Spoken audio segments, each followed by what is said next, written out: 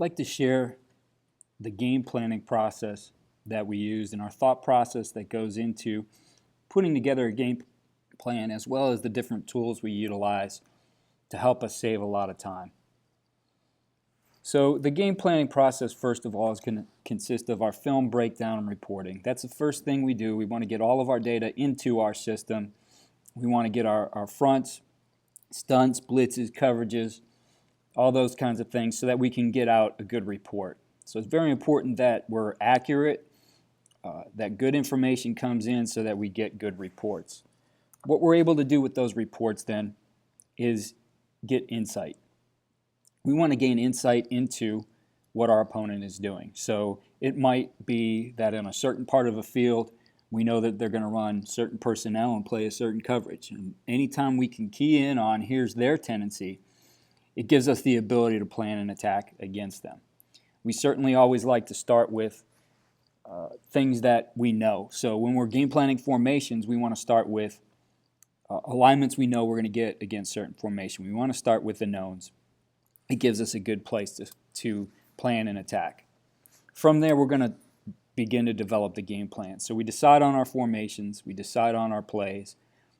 After we have that, obviously, there's a lot of work that has to continue to going into putting this together so that we get our practice scripts and practice plans, as well as our execution on game day.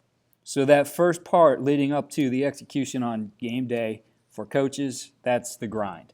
And what we've been able to do is put together a game planning system that automates everything after deciding on the game plan. We put our stuff into the game plan board, and we're able to get our scripts and call sheets and quarterback wristbands directly out of the game plan without having to do any additional work.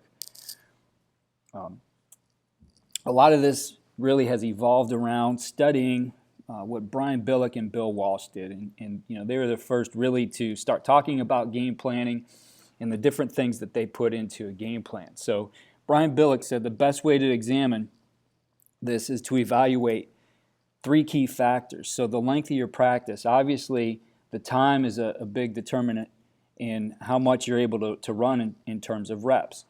So how are those practices divided between periods? Your individual, your group, your skelly, in your team. Your individual periods, you're going to want to set up drills that simulate the different scenarios you're going to face on game day and relating those directly to your plays. Obviously, you want to work your fundamentals, but the more you can work the fundamentals into those scenarios, the better off you are.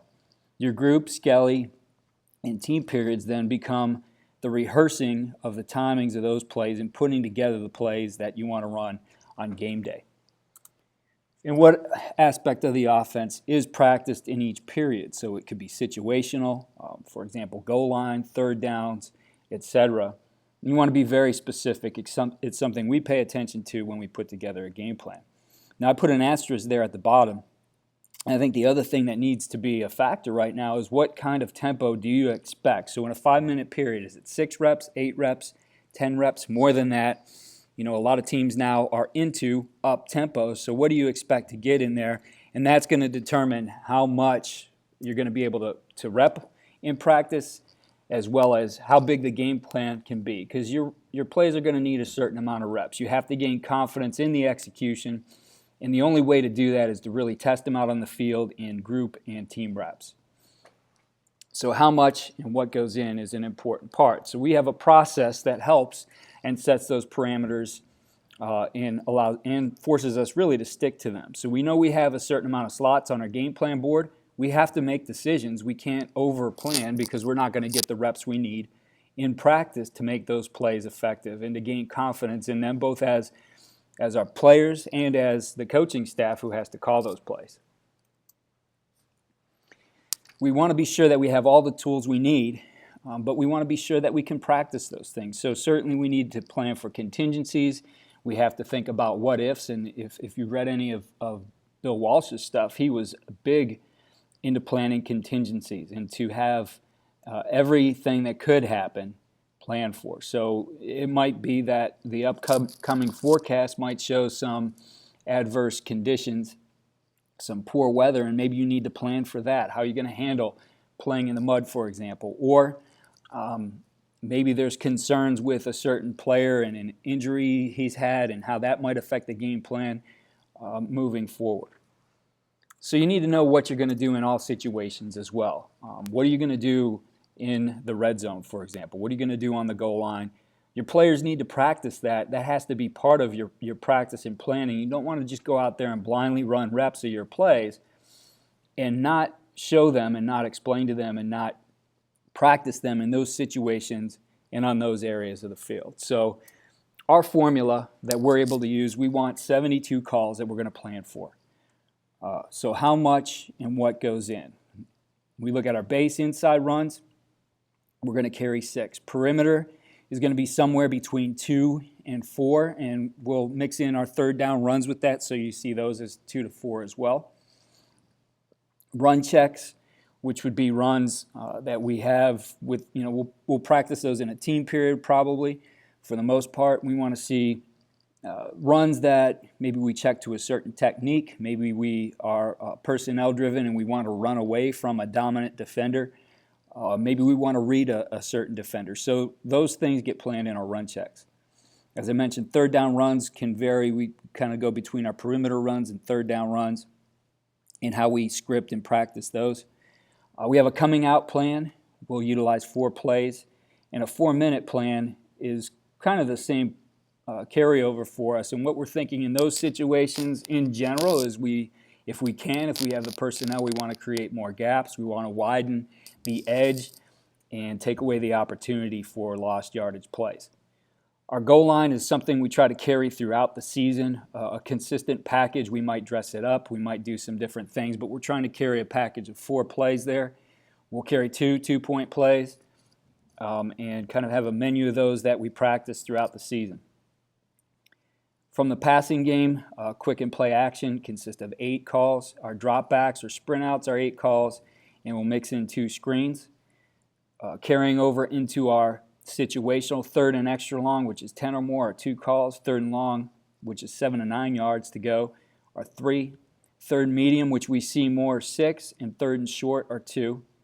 Then red zone, pre-red zone, which kind of goes into maybe a third down mentality if we're if we have 4 downs, we're looking at pre-red zone as 2 shots. Red zone, 25 to 18, 3, 17 to 12, 3, and 11 to 8, 3. Now those are our passing calls. We like to carry over our base runs, may potentially dress them up, but at the same time, what we're considering there and planning those as passes is that we're running out of vertical space. So routes have to be adjusted. Or we might look at different combinations in that area. As far as the pre-red zones, that kind of goes into a 4-down mentality, and I learned something great from Andrew Coverdale, and just a thought process is when you have 4 downs, you still want to think about it as first, second, and third and plan it those ways, and have that one shot that on one of those downs you're going to take the shot, and the rest of the time you're operating like you would in a normal 3-down series. So base inside runs. I get the question all the time, Coach, we carry more than 6 runs. And the answer I say is so do we. But if the box is unaffected, it doesn't matter what we call in the variations in practice. Primarily, we're trying to work those in an inside run period, though I have changed over time and gotten away from inside run and worked more run play action. But if the core of what we're doing is the same and the defense isn't affected, then we really don't worry that we only practice maybe one of those calls in practice because what's happening inside is the same. So, for example, you see here a twin set and a pro set. But when you look at the interior, the box of the play with a tight end and 2 backs, as long as we're not seeing any variation in the defense, we're going to treat those as the same. And again, that goes back to what we uncover in our insight and trying to plan for formations that we know how they're going to align. As far as the passing game goes, we want to find as much carryover as we can with little or no variation. We want execution over more plays, and we know that plays need to be repped over and over. Passing game requires timing. We're going to have to spend a lot of time on it. And so we set up our practice plan that we're at least 50% of the time working on our passing game. So all of those things, again, are the grind, stuff that we spend a lot of time in. The game plan, how much, what goes in, and it continues on with scripting practice. So when we're scripting practice, we're looking at how much does each play get scripted throughout the week. That's an important thing for me. If you're doing it right, I feel that you know how many reps you need to get a play, and you know what defenses you need to work it against.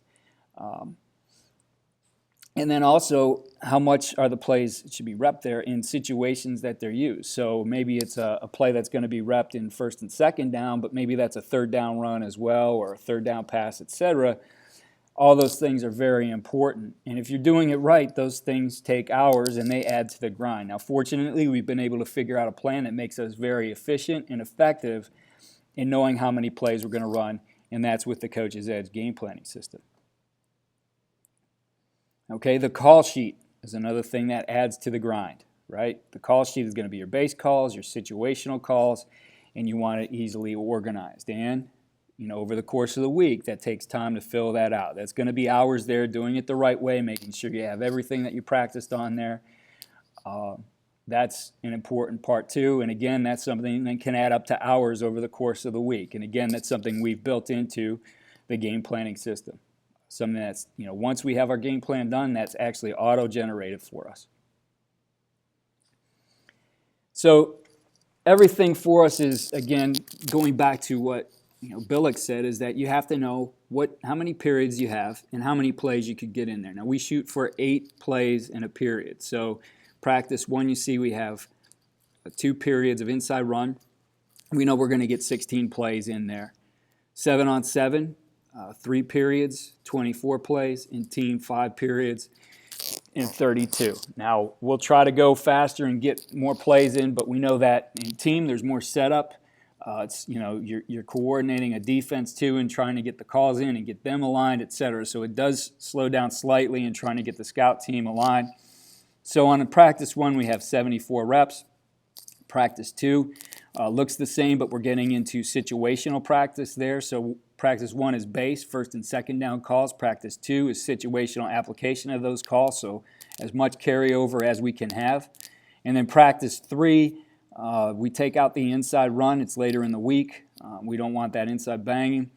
We're still going to work some 7-on-7 in various situations, and then our team is going to be more simulated drives, and we're going to get 32 plays in there. So that gives us 196 reps during the course of the week, and we have to allot those and make sure we're getting the proper amount of reps for each play. So again, all those things are the grind, but that's an overview of our game planning process. And in the next video, you'll learn exactly how we take the grind out of the process, from scripting to typing up call sheets, and we remove that part. So when we're done with the game plan, we've made our decisions, we can enter the game plan, and we're actually done for the week and taking the time to type those things up. And we have the peace of mind that all of our plays have gotten a proper amount of reps, and we've worked them in situations, and we've worked them against the defenses that we need to.